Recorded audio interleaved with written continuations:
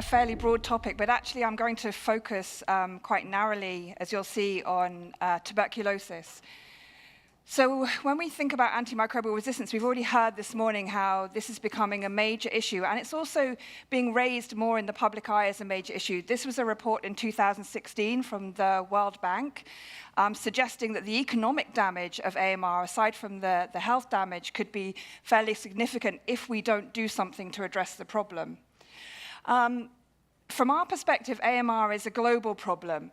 You see these headlines increasingly pop up. This came from Madagascar talking about a global pandemic, and then in India, looking at the prevalence of antibiotic resistance. And you've seen this slide a couple of times, but I want to make a different point about this. This is our worst case scenario in terms of the possibility of 10 million deaths from AMR in 2050. But what this slide kind of hides is where those deaths are and what they're coming from. So if you look at the prediction for where those deaths are, what you will see is overwhelmingly they will be in Africa and Asia. And underlying this kind of headline figure of the 10 million deaths, the majority of those, or the overwhelming problem here, is in tuberculosis.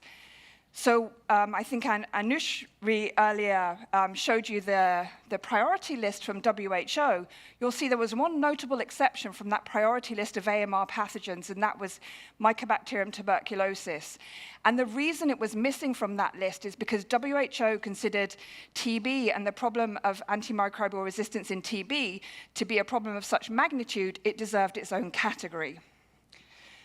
So looking at the problem of antimicrobial resistance more broadly, we have the economic effect. We also have the possibility that the secondary health effects for AMR will return us to the dark ages of medicine, the pre-antibiotic era, when many things like surgery become much more difficult. But I really wanted to focus in now on tuberculosis and tell you something about the problem there. I think Gilla set this up nicely yesterday, and I want to show you a little bit of how we're trying to address the problem in terms of discovering new drugs. So here's the problem of TB today. So there were 1.7 to 1.8 million deaths from the last WHO annual report. But the big thing here is TB is one of the top 10 causes of death worldwide. In 2016, it was number 9 on the list. And TB actually at that point became the biggest killer in terms of infectious disease, causing more deaths than HIV and malaria. The MDR TB crisis, as Gilla pointed out yesterday, has remained a problem. And the biggest problem that we see with MDR is this idea that very few MDR cases are actually detected or treated as MDR. So only 20%, or 1 in 5, of the MDR cases of TB are actually treated correctly each year. And then from our perspective, what's missing? It's this huge funding gap. The current analysis is there's about a $2 billion funding gap, and that's both in terms of implementation and policy, but also in terms of research. So, they're estimating a $1 billion gap in research for TB. So in a little more detail, what does the global picture of TB look like, and what is the magnitude of the health problem? So in 2016, there were 10.5 million new cases. And for the last couple of years, the number of new cases has gone up. Now, this is partly in effect because of the increase in detection rates in certain countries, which is a good thing, but it shows you that we're not really addressing or reducing the incidence of the disease. Of those, 1 million cases were in children. Of the 1.7 million deaths, 250,000 were in children. So it's not just a disease of adults or the elderly. And it caused 40% of HIV deaths. There's a very big association between TB and HIV. Now, there are a couple of pieces of good news. One is that the mortality rate from TB has been steadily decreasing, although the number of cases is going up. And the other piece of good news is that WHO revised their estimates of the number of people with latent infection. So our previous estimate was that 1/3 of the world's population was latently infected with TB. Now the current estimates, that's down to 1/4. So only 25% people are latently infected with TB. So a huge reservoir of disease still. In terms of drug resistance, it is increasing. The problem of XDR strains, extremely drug resistant now, that either totally or completely drug resistant strains are now popping up. XDR has been seen across the globe. There have been cases in the US, there have been cases everywhere that you've looked. And as I mentioned, we have a large problem with drug resistance, and we see 500,000, almost 500,000 cases of multi-drug resistance every year. So obviously we have drugs. What's the problem, and why do we have the problem with drug resistance and with drug treatment? This is the problem. So TB treatment is not like your standard course of antibiotics. TB treatment requires a minimum of 6 months, with 4 drugs for 2 months, and then 2 drugs for 4 months. Now that is the treatment for drug-sensitive TB. This is 1/10 of the dose of the antibiotic load that you would have to take if you're treated for drug-sensitive TB. Now, in the case of MDR, the drugs are not as effective. They have to be taken for longer. I think WHO just reduced the regimen time. It's down to 12 months is the minimum. The standard is 18 to 24 months on treatment. And this would look something like your daily dose of pills that you would be taking for MDR. You might also then have to have injectables as well. So we can see that there's a big problem with the current drugs that are out there. So in terms of reducing the incidence and the prevalence of TB, how are we doing? Gilla gave you yesterday that nice introduction to the reduction rates. So this shows you, what we'd have to do to achieve, getting down to 10 per 100,000 cases per year by 2035. This is the best estimate of our current trend. And you can see if we continue the way we are currently, we have no hope of getting anywhere near down to that 10 per 100,000 by 2035. So what can we do to address that? Well, one of the immediate things we could do is to optimize our current tools.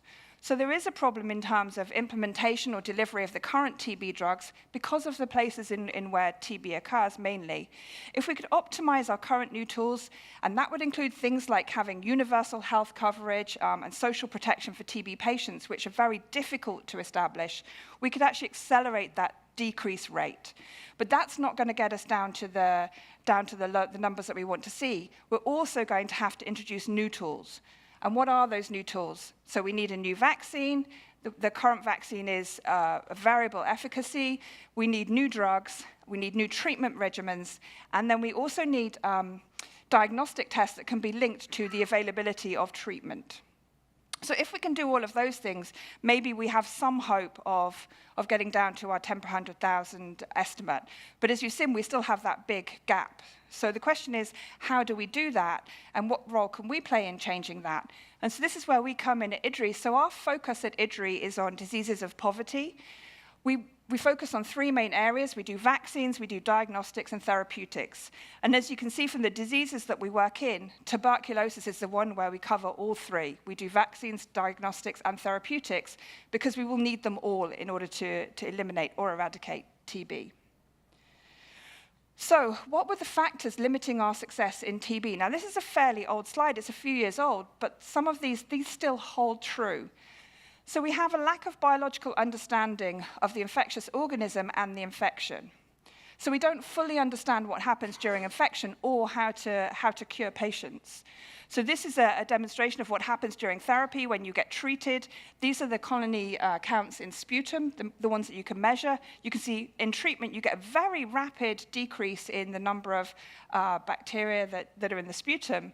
But that decrease then slows, and it takes a very long time to sterilize the patient, which is why the treatment takes so long. So we don't really understand how to overcome this. The next thing is that we have very few well-validated targets. So we heard just now about how you can use PNA to target, things that you know are going to be important.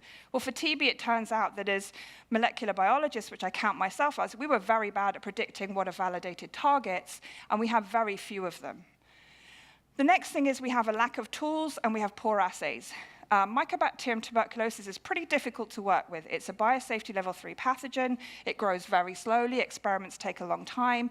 And it has a very thick, waxy cell wall, which actually means it's resistant to many antibiotics. It's very hard to get things into the cell, but also it means that working with it is particularly troublesome. So when you take all of these together, the kind of practical aspects of doing vaccine development or drug discovery are quite difficult. So the other problem, the real biological problem from our perspective of developing new drugs, is what happens during infection. So during infection, MTB is largely a pathogen of the lung, so we think about tuberculosis as mainly a respiratory disease. Now, there are cases of TB that are outside the lung, that are extrapulmonary, but largely we're thinking of this in terms of the lung. And what happens in the lung during infection is that you form these granulomas, these very structured cell structures which encapsulate the bacteria. And these lesions are not all the same. In fact, they develop over time. And so what we see is that the bacteria in the different lesions are in very different physiological states. So if you think about an untreated patient, we have these large proportion of untreated lesions where we think that the bacteria are continuously growing.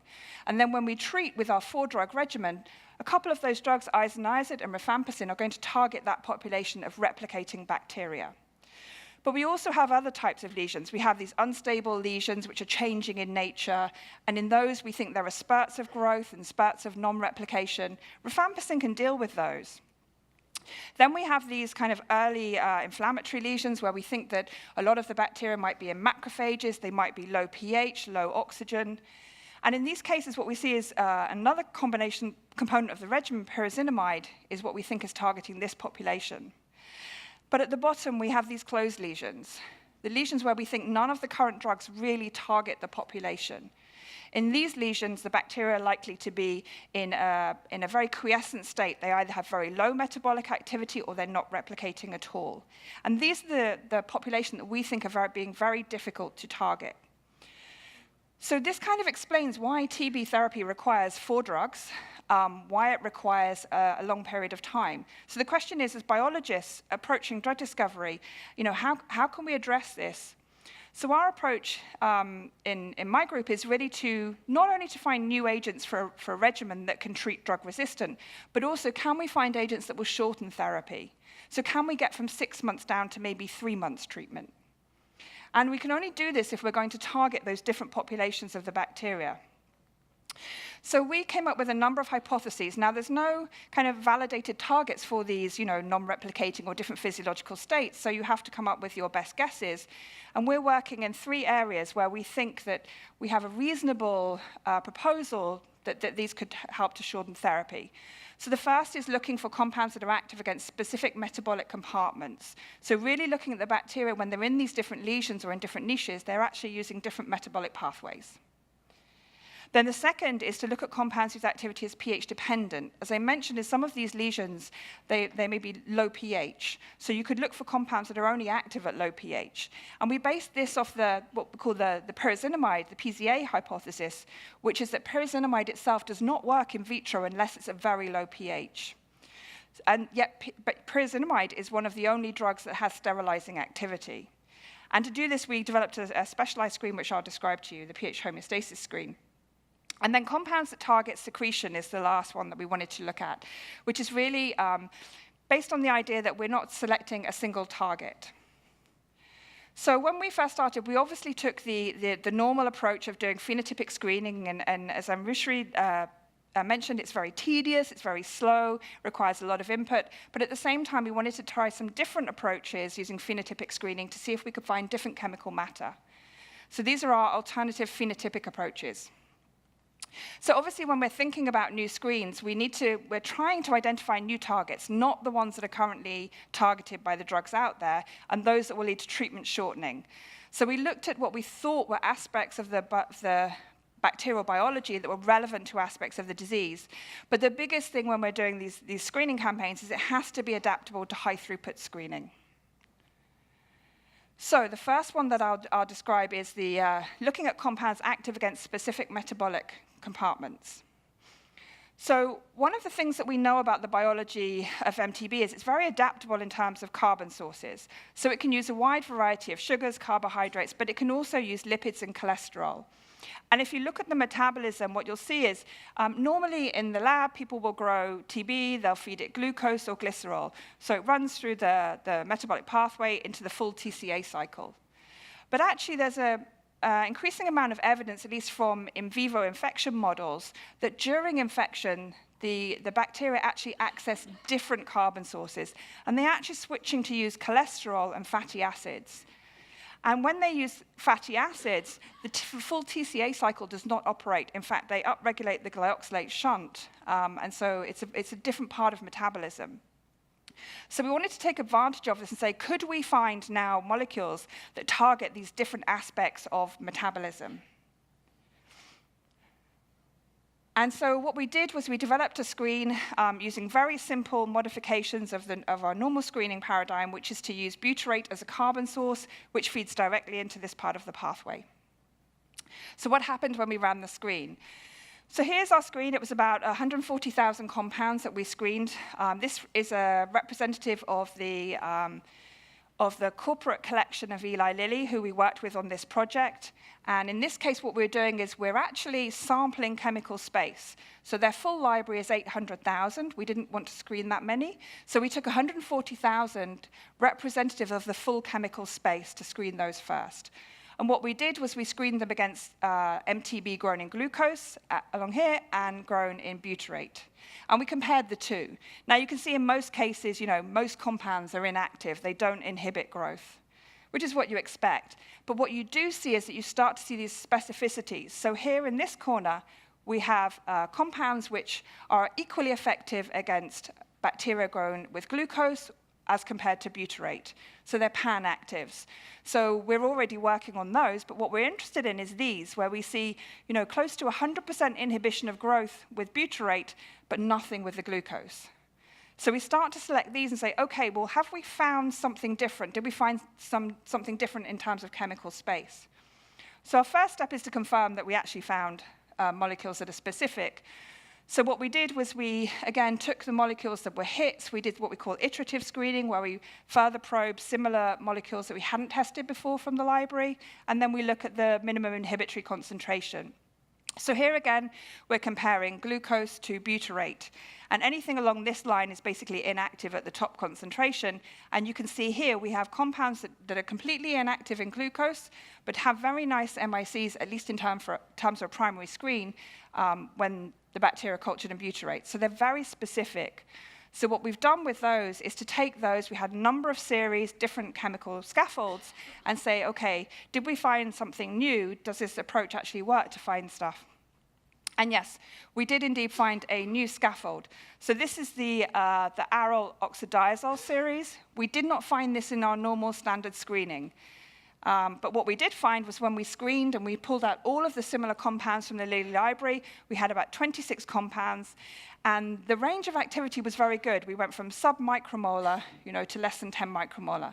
So they looked very nice.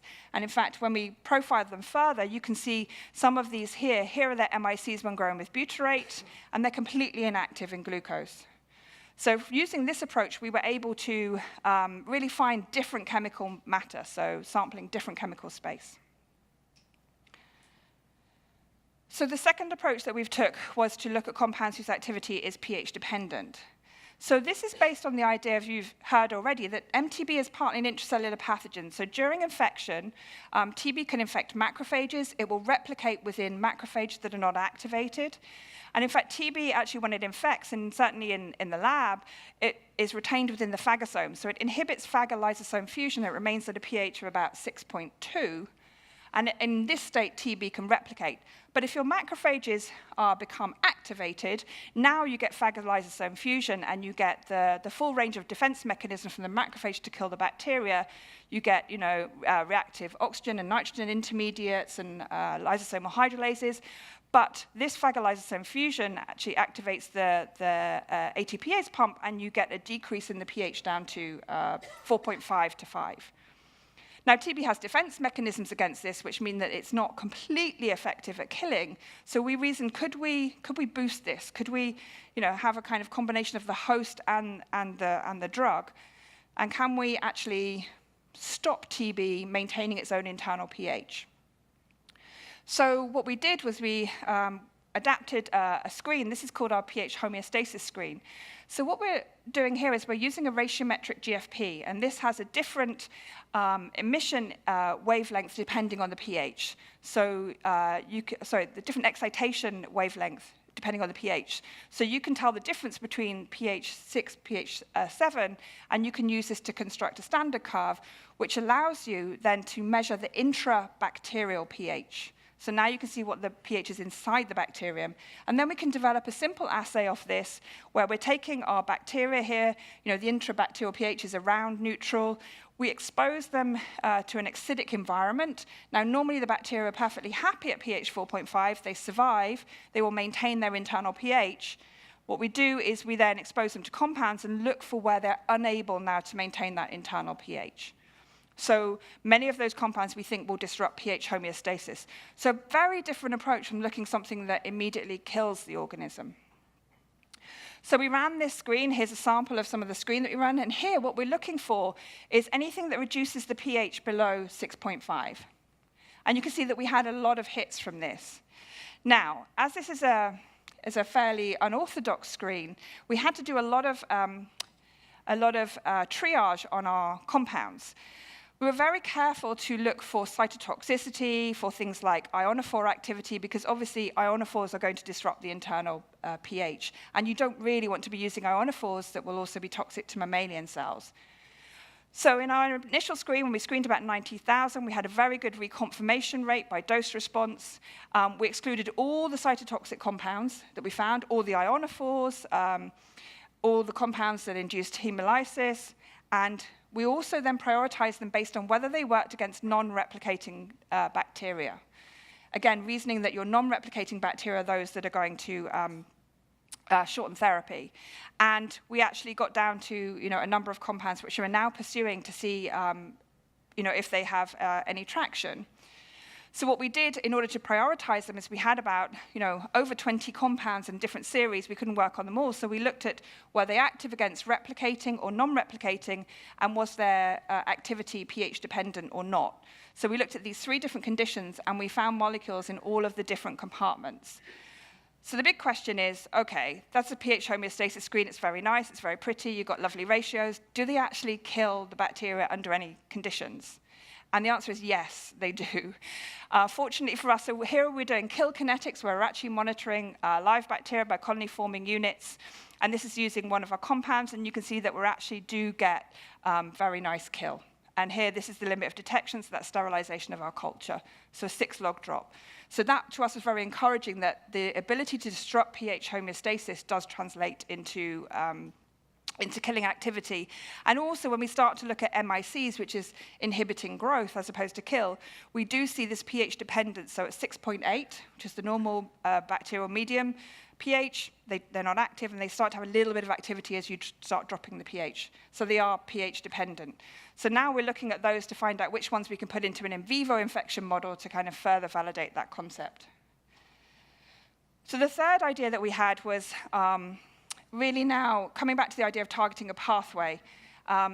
In our lab, we had run a couple of biochemical screens. We did not get anything very useful out of them. We either picked the wrong targets or they weren't tractable. So we figured, let's go and do this a different way. Let's do a phenotypic approach, and let's actually target a pathway. So in this screen, we're looking for things that target secretion. So this is the pathway we chose, the general secretion pathway. In this pathway, you have proteins are synthesized with a signal sequence which targets them through the sec pathway.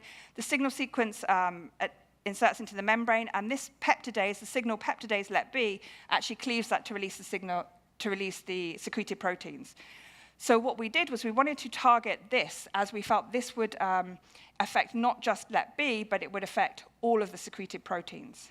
And why is that important? Well, here you go. I mean, these are all some of the secreted proteins in TB. They're involved in pathogenicity, the response to the environment, the 2-component regulatory systems, resuscitation from non-replication. They're involved in making the cell wall, in respiration, nutrient uptake. So all of the major metabolic pathways, all the things that the bacterium require, involve secreted proteins.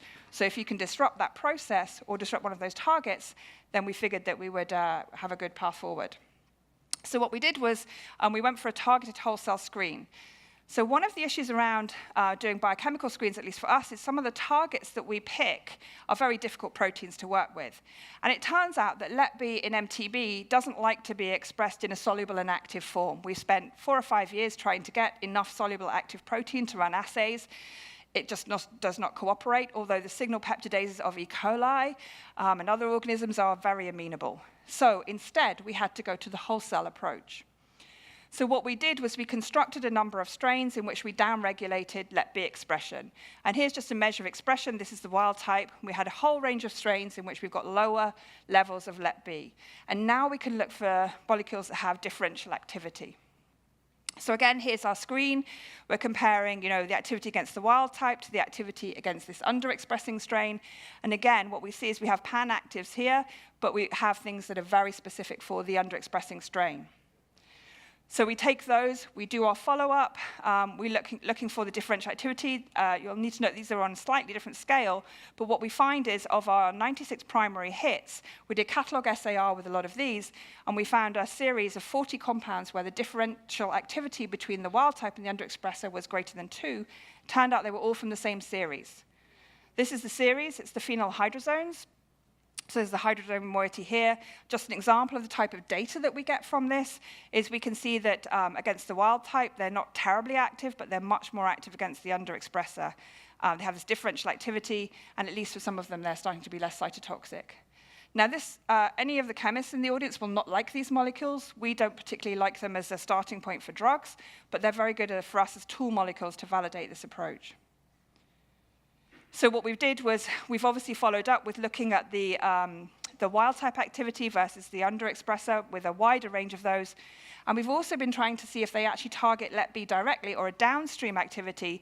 And from this is looking at the LEP-B activity. So we have a membrane-based low-throughput assay where we can look at activity on secretion, and then we can compare that to the MIC, and we don't see any correlation. So for us, we think these molecules are not targeting LEP-B itself, but one of the secreted proteins downstream. So another thing that we've learned along the way is that we're very keen on finding new targets. So we purposefully excluded everything that looked like isoniazid, rifampicin, that was a fluoroquinolone, looked anything like a current TB drug. And so we thought we would find a whole lot of new targets when we did this. As it turned out, we weren't quite right. So what happened was, as we started to do target identification and find out what these things are targeted, a couple of proteins started to pop up. This protein here, MMPL3, QCRB, DPRI1, all of these came up with multiple series. So we were able to look at what the proteins are doing. It turns out that actually all of these proteins are found in the external part, so in the membrane or in the cell wall, suggesting that we're really identifying those compounds that are getting into the cell wall but not getting through the cell membrane. So these all have components that are on the outside.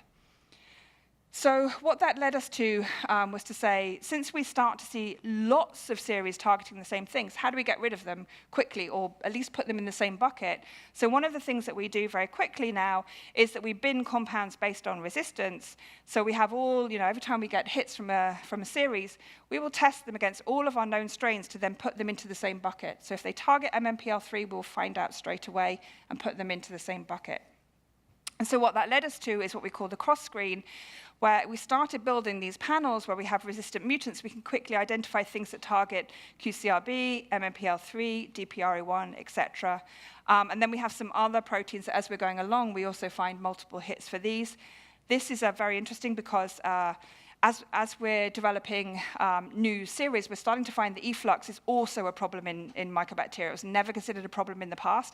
It is a problem, and this is a negative regulator of an efflux system. And this actually, interestingly, turns up now in clinical isolates of TB, which have low-level resistance to bedaquiline, the newest drug. And then as we go along, we start to expand our panel. So now as we get new mutants, new targets, we add these to our panel so we can very quickly see if we're hitting the same old target again. So that leads me to my last topic, which was, as Nitin mentioned, is about combination therapy. I mentioned right at the beginning, the current TB treatment is 4 drugs. And Gilla mentioned yesterday, we're not interested in developing a single agent for TB. We want a new combination regimen. And that's going to have, ideally, 3 drugs, possibly 4.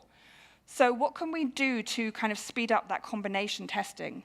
Now, at the moment, what's happening is everybody is developing their own agents. And once you get to preclinical development, at that point, people are saying, well, which things combine together? And which of these look best together? And that's a fine approach. But actually, we could be missing a lot of things along the way if we wait till those late stages. So we've started to now address how do we bring combination testing much earlier into the process in a similar way that's been done in cancer therapies. So this work was led out of some work that we did on a series called the phenoxyalkylimidazoles. So we had worked on these series for a while. We had like 300 compounds in the series. We knew what the target was. It was QCRB. We had a lot of SAR around this, and that was all fine. The compounds behave interestingly in the lab. They are bacteriostatic against replicating organisms, but they are bactericidal against non-replicating. So what we knew about this series was that it targets QCRB. So TB has a branched electron transport chain.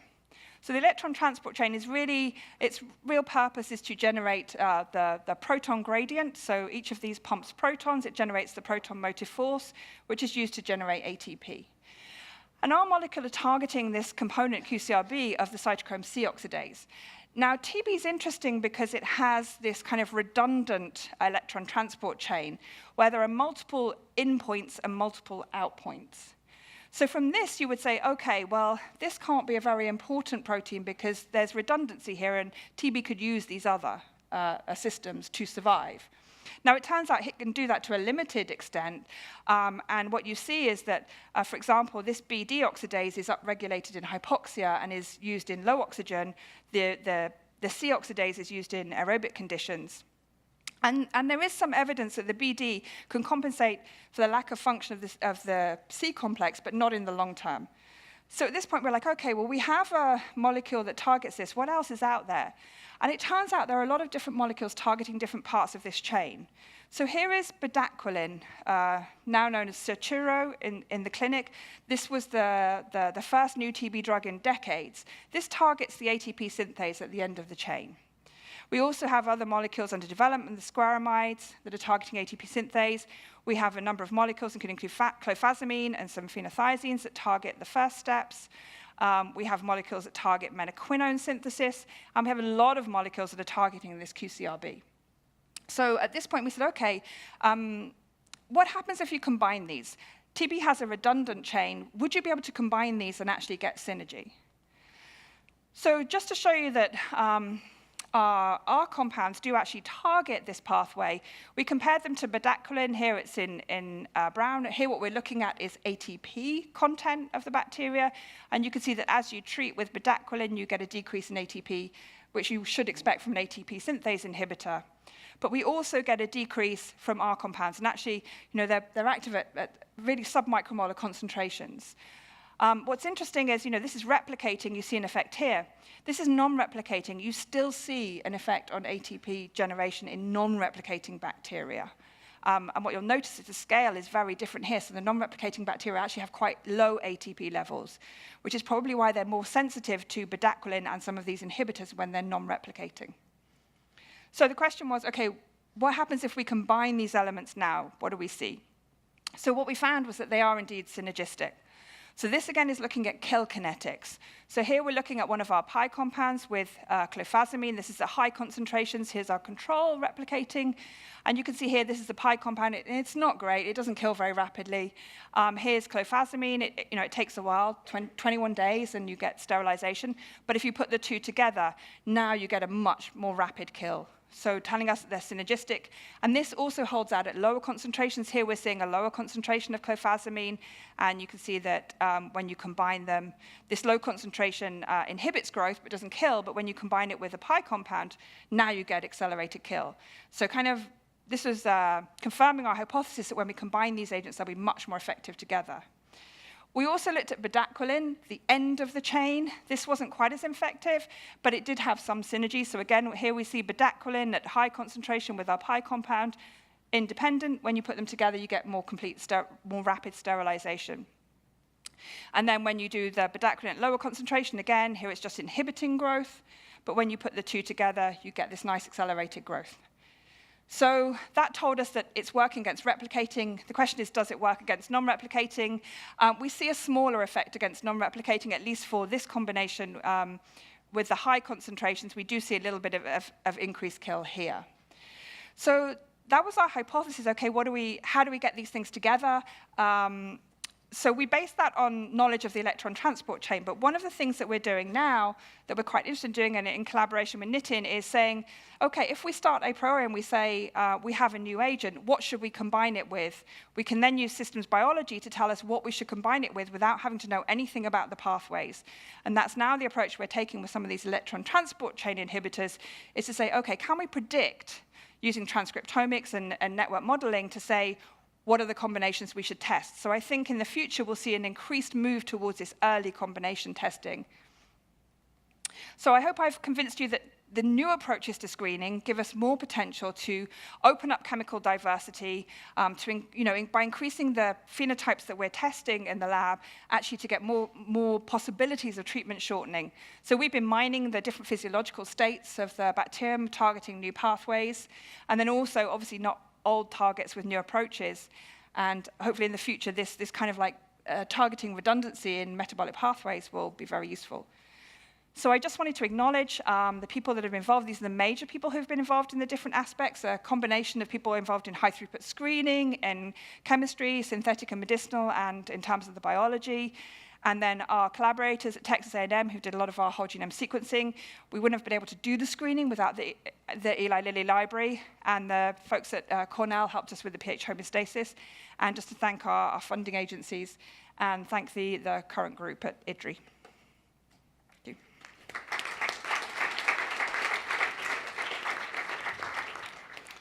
We can take one question, maybe two.